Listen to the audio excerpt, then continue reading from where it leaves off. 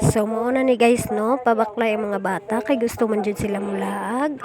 Ang trabaho sa inahan nga way trabaho. Tuara na dagma na. Pero padayon lang gyapon tagbaklay no kay para makaligo lang gyud og dagat. Mauna ni ang pinaka-exciting part guys, nakalangoy-langoy na gid sila ug na ako diri nagtan-awa sa ilaha kay ning isa o nagpalayo. Gahi kay gulo.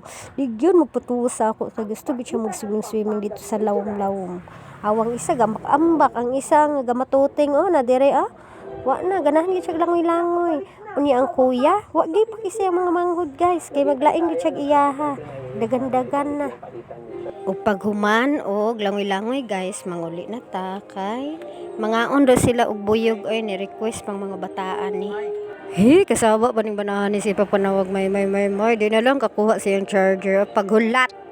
So mo na ni guys, mamaklay na gid ni sila kay para lang gyud mga on og buyog. Kay ganahan lagi sila mga on kay gipanggutong gikan nagdangoy-langoy, nahala pa maklay.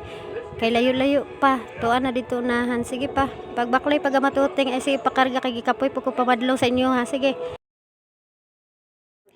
Og naka-order na gyud pagkaon guys no. Dara, nagkanya-kanya nagpagkaon kay mao ni gipanggutom magnilangoy-langoy sa dagat. Ang trabaho sa inahan nga magtipid para dili tagilid. Pero unsa naman wala man sa budget. Ang sabot, mga ligo ra. Pero nganong naa may pabuyog-buyog ang baby na.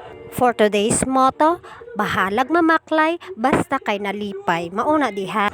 Karon bitaw guys nga nang dagko na akong mga anak. Ganahan na kay kog ka na mag-uban-uban sa ila. Sa una nga baby pa sila kung maglakaw ko, ibilin gud na ako no kay syempre ang mga baby kay kanang very sensitive po man kay sila. Pero karon guys, dapat gid i-treasure nato ang kanang time nga para sa ilaha guys. Kay sa karon gagmay pa sila mauban-uban nato. Pohon dagko na lahi na gyud ang mga kauban ani na mag-date-date na nig ilaha.